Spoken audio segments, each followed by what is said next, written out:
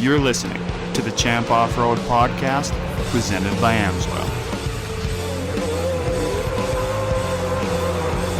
Welcome to the Champ Off-Road Podcast, presented by Amsoil. We are your hosts, Haley Shanley and Matt Skupik. Joining us today, he's undefeated this year in Pro Light, Kyle Greaves. Kyle, what are you up to? What do you do between race weekends anyway? We're just in the shop getting ready for the next rounds. Just getting the truck ready. I got some UTV stuff that we're working on, getting people back on track after some accidents, and just relax and get ready. How much fun are you having so far this year?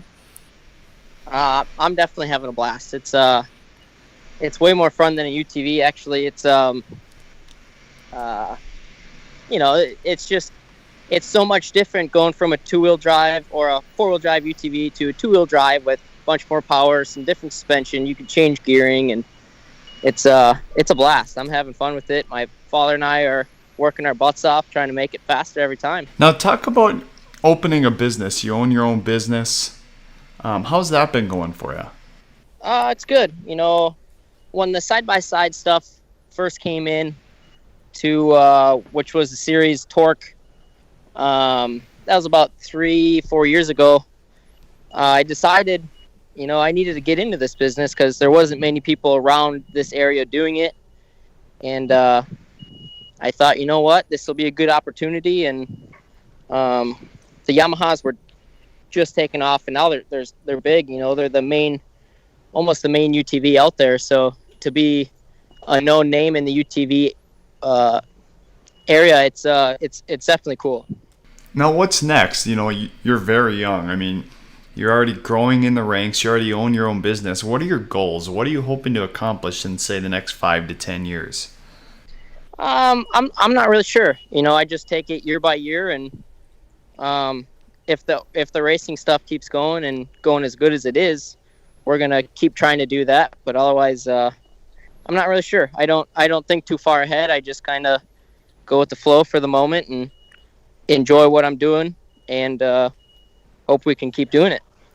Let's talk about your racing history. So, of course, in the Pro Light now. Before that, you were in the side-by-sides. But before you actually started racing, what were you doing? Weren't you working on CJ's truck? Yeah, right out of high school, I went to work for John and CJ. I worked for them for a year. My father worked for John for, I think, 15 years or more. So I've always been involved in what they were doing, and to be a part of it and working with them, it was actually a lot of experience, and I'm glad that they took me on for the year. After that year, which was 2015, CJ ended up with the Pro 2 championship and the Pro 4. But then I decided to head off to California, and I went to the school that's called the Fab School and learned about welding, fabrication, all based around off-road racing. And I was thankful that I had the Mittag family that housed me for, I think I was there for 9 months. And then that's when I opened my business when I came home. That's awesome. Did you get to check out much racing when you were out on the West Coast? A little bit. I helped with the Mittags when I could, but it was over the winter, and out there was, there, just like here, there's not much that goes on, but I think I got to hit up a couple of the off-road races, and it was cool. Definitely a different atmosphere out there than it is here, but it's definitely something to experience. Now, for those who might not know, you obviously have a very famous last name in the off-road industry. What is your relation to Johnny and CJ? So John is my uncle. My father, Kurt Greaves, is brothers to Johnny. So they both raced motocross back in the day, and then got into off-road, and they started their success from there. John was racing, and Pa was helping him build trucks and make them go fast. Now, speaking of your parents, you've said in previous interviews, your mom's there celebrating in Victory Lane. You said she's your hero. Why is that?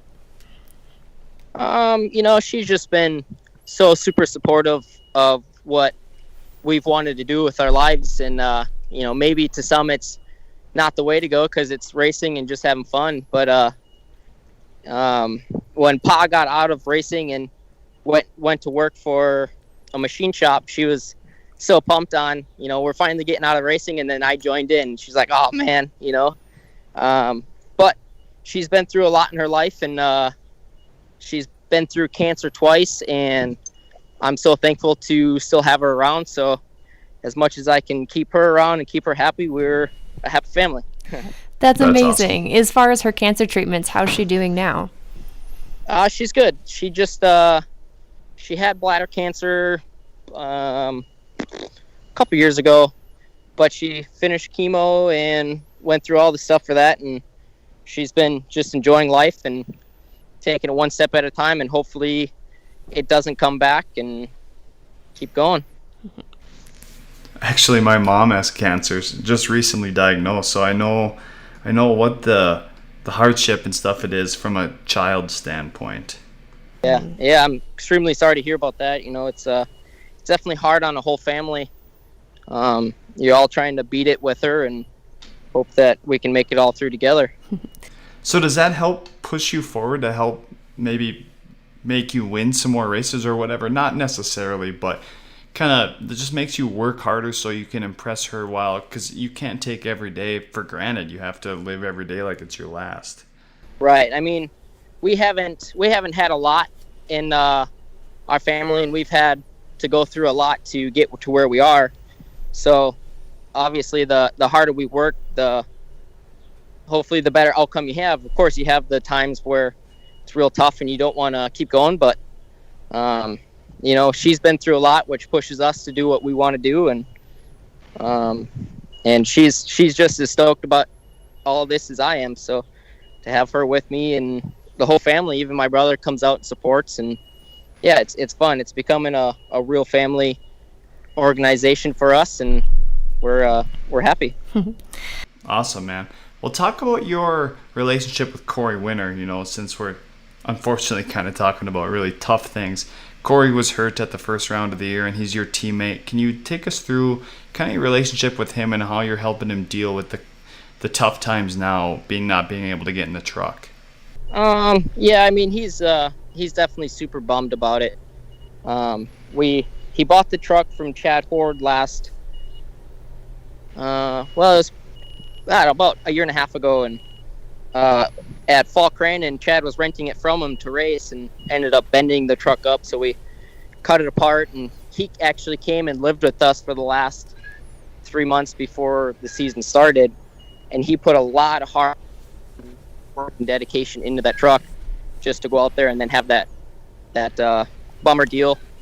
But we just try to keep him happy, and he wants to be out there every day, but to see his truck go around the track, he's super bummed about it. But he's basically family to us now, and yeah.